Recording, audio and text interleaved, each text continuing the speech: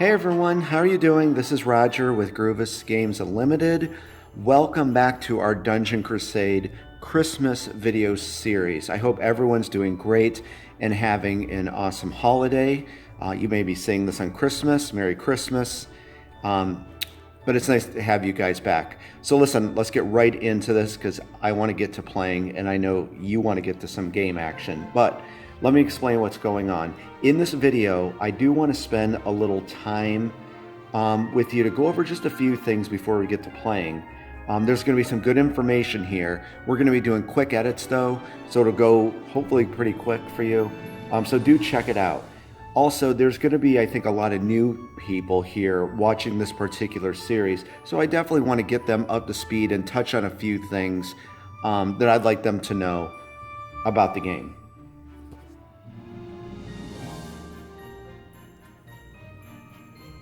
In the following video, we will be going into the shopping phase in the village. And right here, we're looking at, of course, the village board. Here's the blacksmith shop. So in that video, we're going to be shopping with our hero and our merc. We're going to hire from the new Mercenary Camp right over there. And this won't take that long at all, but I want to dedicate a video to that because there are some things I want to point out to you when you're building up or bolting out or speccing your hero and mercenary. So there's going to be some definitely good information I want you to know when we're doing that. And as you may know, in this playthrough, we will, of course, be playing the new solo crusader mode. And this is when you select one hero, and of course you have your trusty fetch hound Albus here, and then where you can hire a mercenary, and you take on the dungeon with that kind of team. So it's almost like a lone wolf mode with your selected hero, mercenary, and your fetch hound. And like I've said, kind of think of this like an action role-playing game like Diablo 2 or Torchlight. So we will be playing the solo crusader mode. And I have to say, it was so well received, and thank you for that, that there were people before that while they liked Dungeon Crusading, controlling, 6 heroes or 4 heroes or 8 heroes, it was very surprising that once we switched into this solo crusader mode, it was just a lot of people were very interested in it. So we want to say thank you very much, and we are very grateful to you. Okay, let's quickly go over how to be victorious in Dungeon Crusade. Let's take a look at the quest cards here. Each scenario has 6 quest cards. Notice here these 2 green gems, that's level 1 quests. The 2 yellow gems represent level 2 quests. And right here, the 2 red gems represent level 3 quests. There's a main quest and side quest for each one of those categories. Let's look at the quest tables now. Here's quest table 1, 2, and 3. Notice they have those gems just like I showed you. Right here is our main quest token, side quest, and kill the guardians. Quite simply, when you're setting up your scenario, you can select how many guardians you want to spawn into the dungeon or per quest table. For our scenario today, Into the Depths, which is the first scenario, we're going to spawn 2 guardians into the dungeon. Once we kill those 2 guardians, we're going to close the book, so to speak. So it's cleared. This is an Elder Globe. While there are open quests on the table, not completed quests, that glows red. Once we complete our main quest and our side quest, notice all the books are closed now. You flip the Elder Globe to the green side. That signifies there's purity in the dungeon for the moment. This here represents Celebration Day. Once the quests are complete, our hero, mercenary, and Albus will head to the village for Celebration Day. They're going to level up, buy new gear, and many other things. So to obtain victory, this is quest table 2. Once they're finished in Celebration Day, we're going to go back in the dungeon to do the same, different quest, but the same setup. Now there's one more Celebration Day, and then level 3. Once all the books are closed and the Elder Globes glow green, you are victorious in Dungeon Crusade. And I'm very excited to debut this in this Christmas video series. Welcome to the combat table. And there's another side over here, But let me explain how I came up with this. If you saw my other videos, it was always kind of cumbersome to put the camera somewhere and then, roll the dice, show you what's going on in the dungeon. So I got this very simple black desk, and I got some spare dungeon tiles I had. So when we break out into combat, I really like this new format or combat system. I can kind of like take a slice of that dungeon, and I have some extra doors, and I could zoom you right in on the action. I can show you, what weapon the hero is going to attack with, the dice rolls. And so it's kind of like a more intimate look at combat. And I think it's just going to flow a lot better with this format. So I'm really looking forward to showing this to you and doing some combat. We're going to be doing a lot of combat. So welcome to at least the right side of the combat table, for lack of a better term. Let me show you over here what's going on.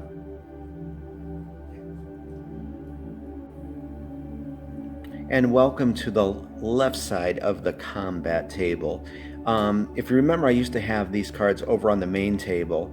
So now that's freed up a lot of room over there, and now we can just put all our cards over here. And just in case you are new here, here's our level 1, level 2, level 3 minions. Here is our level 1, level 2, 3, and 4 champion monsters. And then finally, our guardians up here, level 1, level 2, level 3, and level 4. So on the left side, this is what's going on, and these are where these cards are at. Now, I'm glad you stuck around, because I'm going to show you a secret mod or variant that I don't think I talked about before. Check this out. As I said, I'm really looking forward to this Christmas video series, and it's about playing the game, but also these like kind of little secret mods and variants to the game I'd like to sprinkle in there. So let me explain something for you. During setup, here's our level 3 and level 4 guardians. In the rulebook, it's going to tell you to mix the level 3 and level 4 together. Okay, so that way when your heroes go to, remember quest table 3, there's a chance they could be facing level 3 or level 4 guardians. You draw from the bottom. Of course, you shuffle these. So again, it gives you that element of surprise, because you don't know what your heroes will face, a level 3 or level 4 guardian. Well, kind of the secret mod or variant that you can do is, you can do that with quest table 1 and 2. What you're going to do is, here's I'm just going to put them down here. Here's our level 1, here's our level 2 guardians. You can mix those together the same way you mix level 3 and level 4. So that way, when they're working on quest for quest table 1, they won't know if a level 1 or level 2 guardian will spawn. Same when they're working on quest for quest table 2, you can take the level 2 guardians, the level 3 guardians, mix them together, draw from the bottom. That way they won't know what level is going to spawn. I would recommend when you're starting out, don't do that. And a matter of fact, if you're just starting out, you might want to just leave the level 4s out and just face level 3 guardians. And then when you get more acclimated to the game, you can do, where you mix them together. So I hope you enjoyed that cool little variant or mod to make the game a little bit more challenging for you. But for our playthrough, we'll just be using the standard, level 1, level 2, and we'll mix level 3 and 4 together. Also, I do just want to point out to people that there is a quite creative and unique trap system in the game. There's 17 unique traps, but for this playthrough of the solo Crusader mode, I do have traps disabled, but I did want to let you know that there are traps in the game. Okay, and I just want to touch on our scenario. We're going to be playing for the solo Crusader mode. This is the Into the Depths scenario, and I definitely want to touch on this for any new people. This is kind of the scenario system I came up with for Dungeon Crusade, and it looks complex, but it's truly not. This game is completely random every time you play. So you could run the same scenario. Everything that goes in the dungeon is random from game to game. And you're going to notice all these different entries here, like the blacksmith inventory. All of this can be set by the user. There's 6 different difficulties. You can mix and match different things, which I did for this game. You can roll a d6 and kind of let fate decide each of those entries. So I just wanted to point this out, that you will have a really good time, exploring all the different ways to tweak these. Think of it like a PC game with sliders that you can adjust all these different things: raid difficulty, guardian, spawn track, guardian per quest table, like we were chatting about. We're going to have 2 spawn. And then this area right here, and this kind of goes along with that new mode I'm working on for you guys, where it's going to be a new system where there's going to be 6 new quests, and they are widely randomized throughout the whole dungeon. So I'm very excited to share this with you. But this area right here is called the seeding, and this is kind of like a mini dungeon randomizer. Each time you play a scenario. So there's some chambers after you've set up your main quest and side quest. You're going to have some empty chambers. So, notice it tells you to pull these many tokens.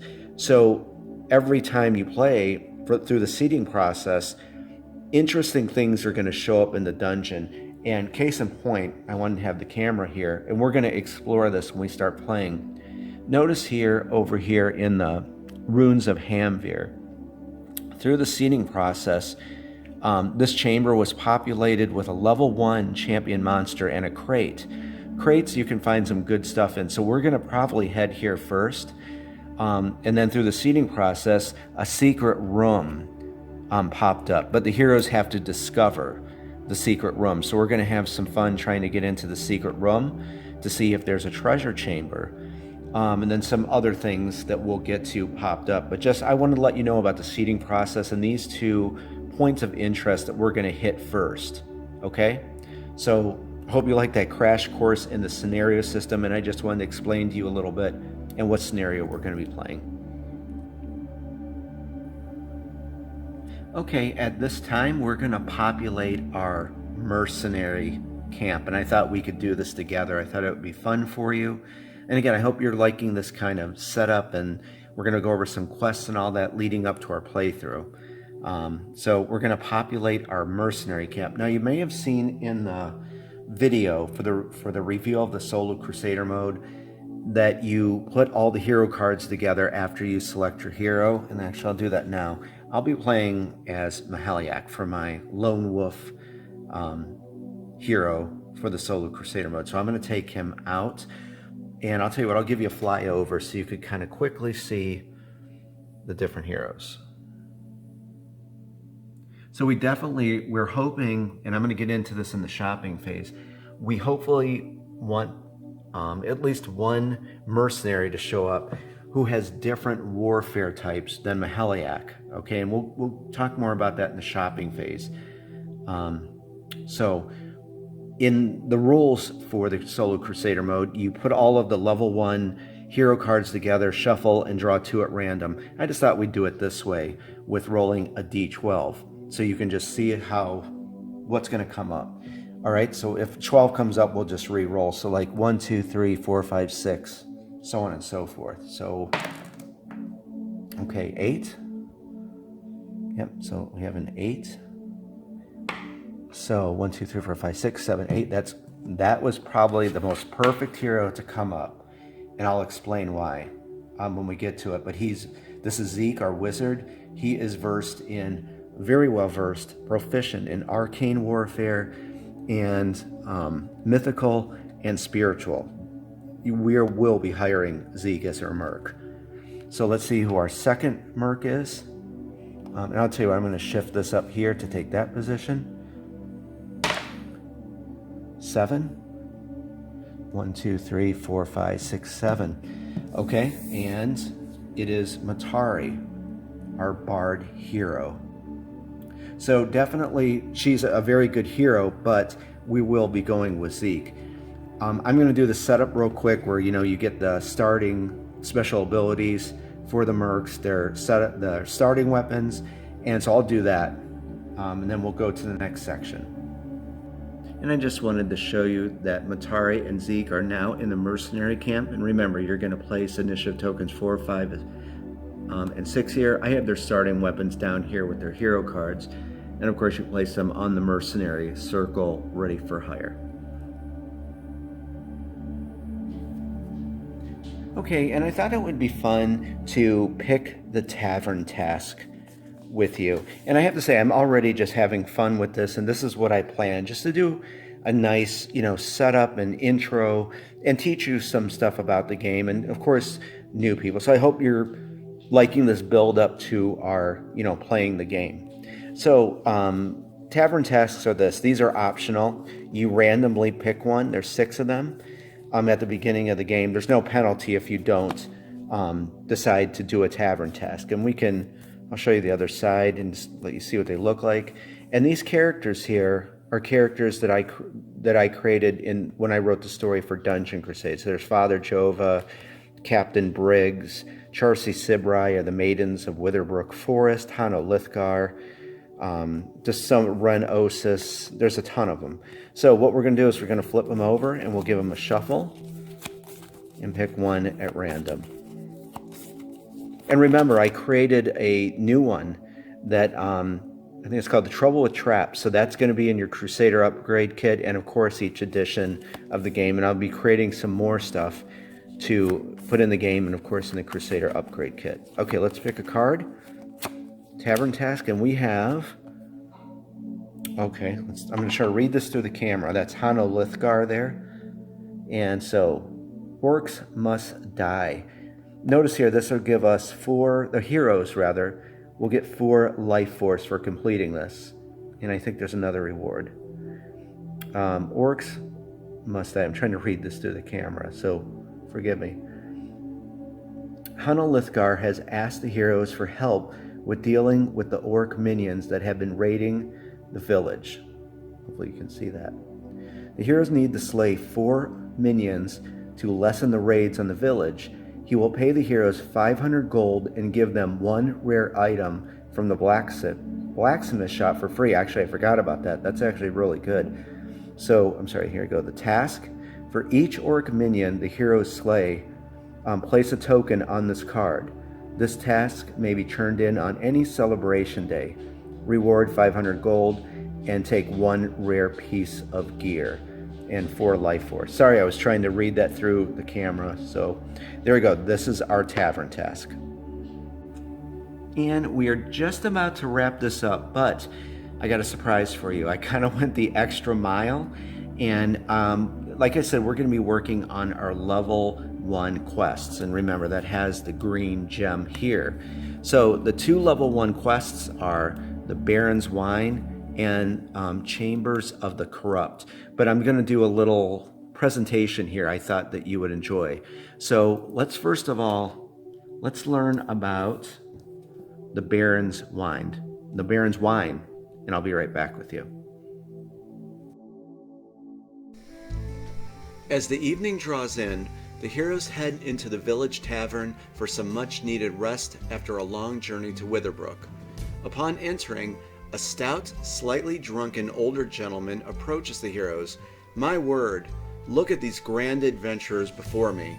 I welcome you to Witherbrook." He takes a few steps back and looks the heroes up and down. "May I ask a small favor of you? I am Baron Bartholomew Whitmore. I owned much of the land surrounding the ancient ruins and would use some of the chambers within the ruins to store my prized wine collection. We can no longer enter the ancient ruins because of these blasted monsters. I would like you to enter into the ancient ruins and retrieve 2 bottles of my sparkling Cherry Jubilee wine. However, there is a small problem. I dropped the key to the wine collection within the spider lair the last time I was there. You must first find the key that unlocks the door to the wine collection." Okay, I hope you enjoyed that. We're going to take a look at the spider lair and where these wine bottles could be residing. And just to show you a quest card, right here it says this is the symbol for ancient runes. That means, of course, it's a main quest. Remember those quest tokens we looked at over on the quest tables. And then on the back it has your objective of what you have to do and then how to set the quest up. Pretty simple. And there's your rewards up here. And like I said, that's the difficulty. Let me take you up there to the spider lair where Baron Whitmore lost the onyx key at. Okay, so here we are in the spider lair.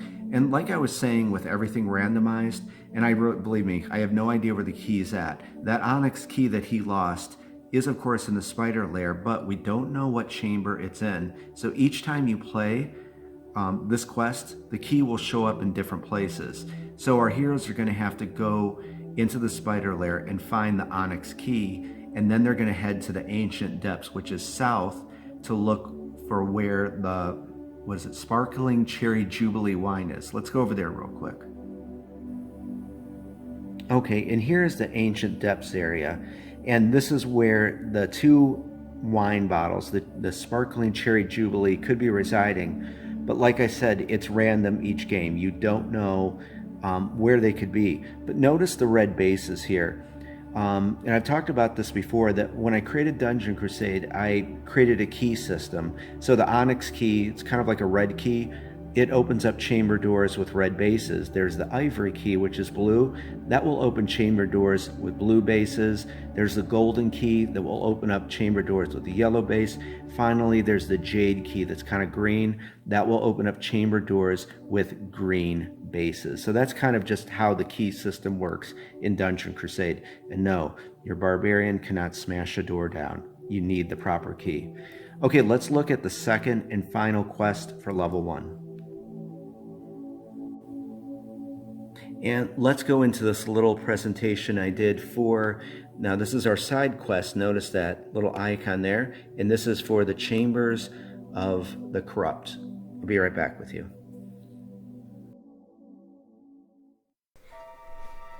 A young captain of the Avalon Valiant Army comes rushing up to the heroes. "Friends, please wait. I must speak to you at once." He explains that his men have pinpointed an area of the ancient ruins where a specific group of monsters reside that have been a significant cause of the recent raids on the village. He explains that 2 of his men sustained injuries in the last assault in their attempt at dealing with this threat. He is asking for the heroes to venture into this area of the dungeon and eradicate these monsters in hopes of lessening the raids on the village. Okay, and I am back with you. So that area that young captain from the Avalon Valiant Army was referring to is right here. And that has that, this is a very simple quest. It's basically a kill and clear, which I sometimes just love to go in, kick the chamber door open, and just kill every monster in there. So of course there's your story, and very simple objective and how to set it up. And so just like this though, the monsters are always going to be randomized. Because this is kind of like the first scenario and kind of a tutorial, your heroes are only going to run into level 1 monsters in this certain quest here. So it's the Tomb of St. Viticus north and south. So we have to send our hero and merc into this area and clear these chambers out here. But there could be an empty chamber that they may run into, but we will see what happens. So that is our task here. Chambers of the Corrupt and the Baron's Wine for our main quest, and then of course kill the Guardians. Okay, let's go back up top and wrap all this up. And okay, this does it for this video, and I truly hope you enjoyed it, guys. You know, I love you guys, I love hanging out with you, and I'm so, again, I'll say it again, I was looking forward to this holiday season and doing like a video like this, a nice kind of full setup and sharing things with you about the game. And actually, when I was scripting this out, I was asking some people, you know, some things to touch on. I think this did a really good job of quickly, if you're new, getting you kind of acclimated to this game to see kind of what's going on. But when you see the game played, I think after the first few turns, you're going to get this. As I said, this game is not rocket science. Easy game mechanics, but it's girthy. Okay? Also, I did include links for the Pledge Manager in the description and a few other video series that you could take a look at if you're new. So definitely take a look at that. And lastly, in the next video, we're going to be going into the shopping phase. And I definitely want to point some stuff out with the warfare types and how, you know, your hero should be proficient, because you really can't in Dungeon Crusade just go out there willy-nilly and start rolling dice and killing stuff. You really have to think about what to attack, special abilities maybe to use. As I said, it's kind of like a thinking man's dungeon crawl game. I think that's the best way to put it. And definitely you're going to see that in our playthrough. I did take a few notes. Just want to make sure I said everything. And I think that's it. Yeah, so after the shopping phase, we're going to get right into turn 1 of it. And we'll see how it goes. And I just want to say thank you to everyone for your time. I hope that you're enjoying this. And I just hope you have a great holiday, a Merry Christmas, and I hope, you know, I'm sincerely grateful to you for your friendship, time, excitement, and interest in the game. So much stuff to look forward to. Okay, guys, have a great day, and I will see you in the next video. We're going to go shopping in the village. See you then. Bye-bye.